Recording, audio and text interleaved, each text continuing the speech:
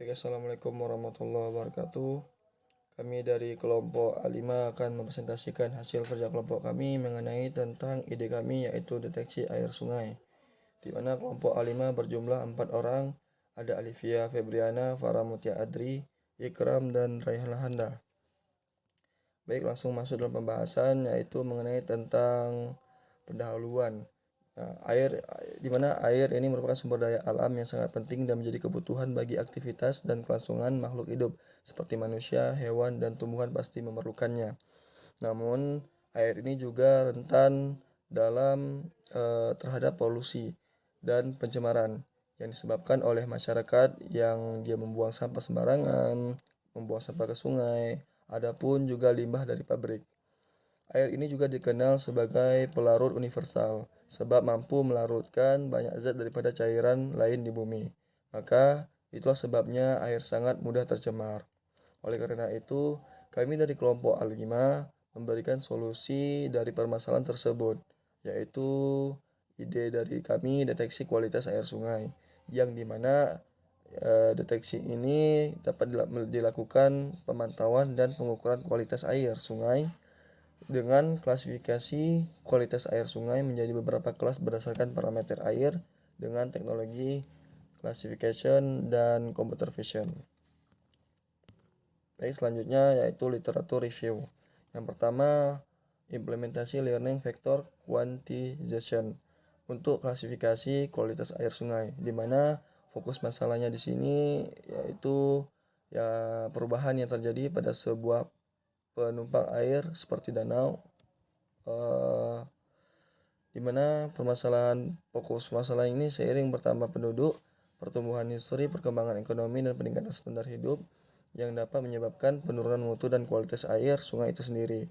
Maka solusi yang ditawarkan itu merupakan melakukan pengukuran dan pemantauan kualitas air sungai.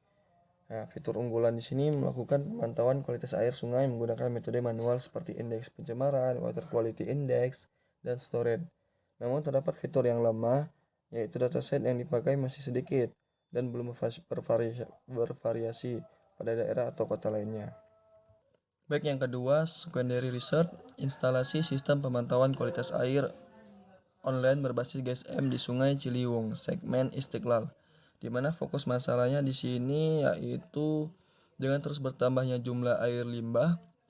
Saat ini Sungai Ciliwung sulit melakukan pembersihan polutan-polutan yang masuk bersama air limbah. Maka solusi yang ditawarkan di mana sistem pemantauan atau monitoring kualitas air secara online dan real time yang berbasis GSM. Kemudian solusi yang ditawarkan ini dia memiliki berbasis GSM ini yang memiliki 3 komponen utama, yaitu remote terminal unit, kemudian pusat data, dan juga sensor. Kemudian fitur unggulan, di mana sumber daya listrik yang digunakan tidak mengalami gangguan. Terdapat sistem komunikasi dan software SMS gateway dalam proses uji coba. Kemudian fitur yang lemah, di mana kalibrasi sensor mesti dilakukan 2 minggu sekali, karena jika tidak akan terjadi penurunan kinerja. Selanjutnya yang ketiga, kadar pH, suhu, dan warna pada air sungai melalui web berbasis wireless sensor network, di mana fokus masalahnya ini yang diakibatkan oleh manusia. Kemudian air ini dapat mengalami dampak kerusakan baik secara langsung maupun tidak langsung. Maka solusi yang ditawarkan di mana sebuah sistem berbasis WSN untuk pemantauan kondisi air sungai dengan parameter kimia berupa pH dan parameter fisika berupa suhu, dan kemudian warna air yang dapat dipantau melalui web maupun menggunakan microcontroller Atmega 328P. Fitur unggulannya yaitu data kualitas air ditampilkan secara real time pada halaman web. Data kualitas air juga disimpan ke database. Kemudian sensor dapat membaca data kualitas air dan semua data dari sensor tersebut dia dapat dikirimkan ke sync node. Namun terdapat fitur yang lemah di mana terdapat delay saat pengiriman data oleh sensor. Kemudian yang terakhir, yang keempat, yaitu rancang bangun alat memantau kadar pH, suhu, dan warna pada air sungai berbasis microcontroller Arduino. Di mana fokus masalahnya ini yaitu perubahan yang terjadi pada sebuah penampung air seperti danau tadi, maka yang diakibatkan oleh aktivitas manusia, baik limbah organik yang berasal dari penduduk maupun industri yang merupakan sebuah pencemaran air di sungai. Maka solusi yang ditawarkan di mana alat memantau kadar pH, suhu, dan warna air sungai dengan menggunakan mikrokontroler Arduino Uno, sensor pH meter, sensor warna TCS 230, dan sensor suhu DS18B20 yang digunakan untuk menganalisa dalam mengukur tingkat pencemaran terhadap air sungai. Fitur unggulannya yaitu alat ini bekerja menguji nilai pH, nilai suhu, dan juga warna air untuk menangani tingkat pencemaran air tersebut. Maka responnya tadi dalam memproses data dari sampel air sungai akurat juga tepat. Namun terdapat juga fitur yang lemah di mana data tidak bisa disimpan di basis data, hanya menampilkan hasilnya saja dari bacaan sensor melalui LCD dan tidak menggunakan aplikasi ataupun web. Saya akan menjelaskan literatur review yang kelima dengan judul klasifikasi air sungai berbasis kombinasi teknologi IoT Big Data menggunakan SVM. Paper ini berasal dari repositori Institut Teknologi 10 November. Dengan fitur unggulan yaitu mampu mengolah data sensor dan mengirimkan ke data center yang berbasis big data. Pengiriman data dilakukan dengan protokol MQTT dan IoT digunakan untuk akuisisi data dan big data untuk data cleansing. Sedangkan SVM digunakan untuk analisis klasifikasi. Sedangkan fitur yang lemah pada literatur review yang keenam yaitu hanya menggunakan satu sensor dan analisis yang dilakukan pada data real tidak akurat sehingga dataset yang digunakan pun masih sedikit sehingga proses prediksi antara data testing dan data real sangat berbeda. Kemudian untuk literatur ketujuh dengan judul komparasi metode data mining support vector machine dengan naive Bayes untuk klasifikasi status kualitas air. Paper ini berasal dari Jurnal Pengembangan Teknologi Informasi dan Ilmu Komputer. Fitur unggulan dari paper ini yaitu dapat melakukan klasifikasi dengan dua kelas, yaitu air yang memenuhi syarat dan yang tidak memenuhi syarat. Sedangkan fitur yang lemah pada paper ini adalah akurasi yang dihasilkan belum sempurna dan prediksi belum akurat karena data yang digunakan masih imbalance antar dua kelas. Kemudian, literatur review yang ke-8 dengan judul penerapan model berbasis artificial neural network untuk memprediksi kualitas air di Sungai Subayang, Kabupaten Kampar. Paper ini berasal dari Jurnal Ilmu Lingkungan. Fitur unggulan yang terdapat dalam paper ini yaitu sebuah aplikasi yang dibuat dengan user friendly dan mudah digunakan oleh semua pengguna, dan hasil analisis selama proses prediksi menunjukkan hasil yang akurat dengan hasil data di lapangan atau data real. Sedangkan fitur yang lemah di paper ini yaitu prediksi yang dilakukan dengan parameter kekeruhan air masih terjadi kesalahan prediksi dengan data real. Kemudian literatur review yang ke-9 yaitu rancang bangun Smart River System untuk menentukan kualitas air sungai. Paper ini bersumber dari Indonesian Journal of Engineering and Technology atau INAJE. Fitur unggulan dari paper ini yaitu terdapat tombol start pada alat untuk menghidupkan sensor dan memulai proses pendeteksian kualitas air. Metode yang digunakan pada paper ini adalah metode fuzzy logic Sugino, sehingga sangat cocok diterapkan untuk melakukan kualitas air sungai. Sedangkan fitur yang lemah pada paper ini yaitu sensor yang digunakan memiliki output nilai yang tidak tepat karena dipengaruhi oleh aliran sungai yang deras dan jangkauan Pendeteksian kualitas air sungai terbatas dan sempit karena sensor yang digunakan terlalu kecil, sehingga indikator terlalu sedikit dan presisi yang dihasilkan terlalu rendah. Untuk literatur review yang ke-10 dengan judul Prediksi Pola Pencemaran Air Sungai Menggunakan Simple Neural Network. Paper ini berasal dari Air Processing of Engineering. Fitur unggulan pada paper ini yaitu data yang ditampilkan adalah data real time dan data yang ditampilkan dapat melakukan visualisasi otomatis berdasarkan hasil output dari tingkat pencemaran air sungai. Fitur yang lemah dalam paper ini adalah biaya dan waktu untuk membangun sistem prediksi pola pencemaran air sungai membutuhkan waktu yang terlalu besar dan biaya yang terlalu mahal. Selanjutnya akan dijelaskan oleh teman saya. Selanjutnya yaitu competitive audit yang akan dijelaskan oleh saya, Farah Mutia Adri. Nah, kita masuk dulu ke instalasi sistem pemantauan kualitas air online berbasis JSM di Sungai Ciliwung segmen Istiqlal. Nah, ini merupakan sebuah sistem yang diterapkan di perairan sungai untuk memantau aliran sungai berdasarkan kualitas air. Nah, keunggulan dari sistem ini, dia mempunyai sensor yang dapat menerima berbagai macam kriteria dan parameter yang berguna untuk menentukan kualitas aliran sungai. Nah, juga ini ditambah merupakan sistem pemantauan secara real time, yang mana memberi laporan melalui SMS dengan jaringan JSM. Nah, kekurangan sistem ini yang membutuhkan internet, ya pasti namanya internet nggak selalu stabil dan juga menyebabkan laporan tidak bisa dikirim terlebih, juga sistem memerlukan lokasi bangunan yang sesuai untuk tempat pemasangan alat tersebut.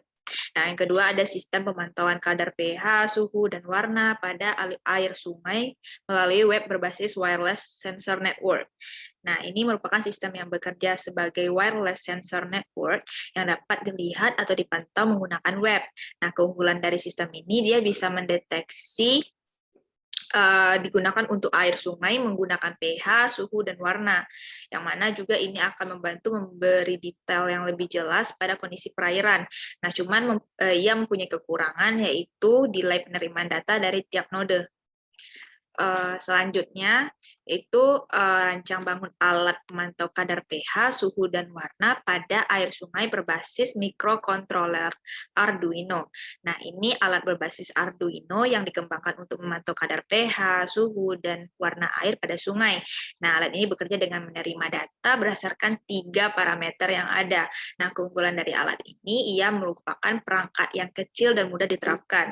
Hanya saja ia memiliki kerugian seperti terlalu sensitif pada air yang akan dengan mudah merusak alat ini. Nah, sensor pH, suhu, dan warna membaca serta menganalisis data dari setiap sampel air yang diteliti dalam jangka waktu tertentu dan menampilkan ke LCD, Liquid Crystal Display. Nah, selanjutnya itu pemantauan kualitas air sungai secara digital. Nah, ini teknologi water quality monitoring berbasis IoT atau Internet of Things. Ini merupakan solusi yang tepat untuk diimplementasikan dalam membantu pemerintah memantau kualitas air dengan cara yang lebih praktis. Dalam pemanfaatan teknologi ini, petugas lapangan nggak perlu lagi mengambil sampel air sungai dan mengecek kadar kualitasnya di laboratorium. Nah, petugas cuma perlu memasukkan sensor air ke dalam sungai, maka data kualitas air akan dikirim pada dashboard pemerintah secara real time. Melalui integrasi water quality monitoring yang berbasis IoT ke dalam dashboard, pemerintah dapat memantau kualitas air sungai pada daerah pemerintahnya secara real time juga dari ruang kerja mereka ataupun melalui command center. Nah, yang kelima itu sistem monitoring kualitas air sungai yang dilengkapi dengan data launcher dan komunikasi wireless sebagai media pengawasan pencemaran limbah cair. Nah, sistem ini bekerja berdasarkan kadar oksigen yang ada dalam air. Penggunaan metode ini untuk mengetahui dan menentukan konsentrasi oksigen terlarut di dalam air yaitu metode amperometrik dan metode galvanik. Nah, keunggulan dari metode ini kita bisa lihat pada bagian penerimaan data dari sensor yang digunakan. Ini sangat membantu dikarenakan sistem ini menggunakan sensor kepadatan oksigen. Nah, hanya saja ia memiliki kekurangan karena ia bergantung sekali pada suhu dan konektivitas cairan. Yang mengakibatkan meningkatnya tingkat error hingga 11% dan delay yang mencapai 1 menit. Oke. Saya akan meneruskan bagian competitive audit untuk yang keenamnya, yaitu aplikasi pendeteksi kualitas air menggunakan turbidity sensor dan Arduino berbasis mobile. Metode ini menggunakan sensor yang membaca tingkat kekeruhan air berdasarkan tingkat optik dari air dan perbandingan cahaya yang memantul ke dasar air. Model ini juga dilengkapi dengan web mobile yang akan menerima sistem data melalui database. Kekurangan dari model ini berupa sangat bergantung kepada jaringan Wi-Fi yang digunakan atau jaringan hotspot untuk modul itu. Selanjutnya, OnLimo, deteksi pencemaran dan banjir secara online. Ini merupakan pendeteksi secara online dan real time yang menggunakan sensor, perangkat keras, dan juga perangkat lunaknya. Sistem ini menerima data melalui jaringan GSM ke database yang dapat langsung dipantau melalui sistemnya. Selanjutnya, sistem monitoring sungai berantas berbasis Internet of Things (IoT). Sistem ini menggunakan dua sensor utama, yaitu pH dan DO. Penelitian ini diimplementasikan untuk mengukur ketinggian air, kecepatan air, dan curah hujan, serta mekanisme komunikasi dengan wireless sensor network menggunakan kombinasi dari data seluler dan Wi-Fi. Sensor dikembangkan antara ketinggian air tersebut dan sensor kamera. Sistem ini mendeteksi presentasi permukaan yang tertutup sampah, dan konsep ini menggunakan image processing sebagai dasarannya. Selanjutnya, pengembangan bioindikator untuk pengelolaan kualitas air sungai. Ini menggunakan makhluk yang ada di dalam air. Penilaian ini menggunakan parameter kimia fisika untuk melindungi kerusakan ekosistem. Penggunaannya pada makrozobentos sebagai bioindikator memiliki beberapa keuntungan, seperti mempunyai siklus hidup yang relatif panjang dan mudah disampling. Tingkat sensitivitas yang beragam terhadap polutan juga merupakan keuntungannya. Selanjutnya, sistem monitoring kualitas air empang berbasis microcontroller. Perangkat microcontroller adalah Arduino yang mengolah data masukan kualitas air, dan juga alat ini memonitoring kualitas air, bukan volume air. Data dari sensor akan dikirimkan berupa kadar pH dan suhu air tersebut, yang kemudian ditampilkan ke layar LCD sebagai bentuk informasi kepada user. Halaman selanjutnya adalah tabel perbandingan. Ada 11 fitur yang kami gunakan sebagai perbandingan. Yang pertama adalah penggunaan sensor pH. Apakah alat tersebut menggunakannya atau tidak? Dari 10 jenis metode sistem ataupun alat yang kami pilih, hanya metode yang ke-9 yang tidak menggunakan sensor pH. Dan selanjutnya adalah deteksi berdasarkan warna. Apakah alat tersebut memperdulikan masalah warna air pada sungai atau tidak? Jawabannya hanya alat yang pertama, kedua, dan ketiga yang menggunakannya, sedangkan sisanya tidak berbasiskan pada warna. Selanjutnya, apakah alat tersebut berbasis Arduino? Tidak semua perangkat atau sistem yang kami pilih menggunakan Arduino. Ada yang menggunakan sistem pada kamera handphone, ataupun hanya berdasarkan penggunaan hardware yang lebih lengkap. Yang kemudian, apakah sistem atau metode tersebut mengirimkan laporan? Jawabannya adalah ya. Setidaknya kebanyakan dari alat yang kami pilih mengirim feedback kembali ke dalam database yang dapat kemudian diakses. Hanya yang perangkat ketiga yang tidak menggunakan fitur ini. Kemudian ada berbasis jaringan. Jaringan yang kami maksud di sini apakah itu memerlukan bantuan data seluler, Wi-Fi, ataupun perlu menggunakan jaringan GSM. Jawabannya 1 dan 2 menggunakannya, tapi tidak semua perangkat dari ke-10 model menggunakan jaringan ini. Kemudian, apakah alat tersebut berbasis web? Maksudnya di sini adalah apakah alat tersebut mengirimkan laporan dan dapat diakses melalui web.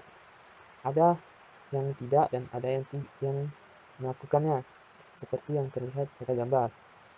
Selanjutnya, berbasis IoT. Apakah alat tersebut menggunakan otomatisasi berdasarkan tingkat curah hujan, ketinggian air, ataupun semacamnya untuk bekerja? Ada yang tidak, tapi sebagian besar tidak. Kemudian aplikasi tambahan, atau apakah alat tersebut memerlukan software lengkap ke dalam sistemnya?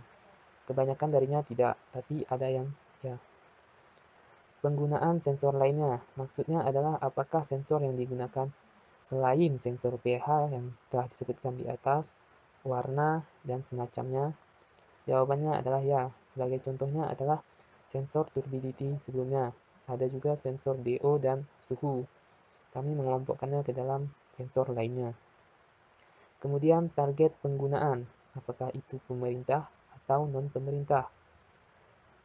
Ada yang non-pemerintah, maksudnya penggunaan secara pribadi, seperti di bagian daerah yang tidak terlalu keruh atau kotor.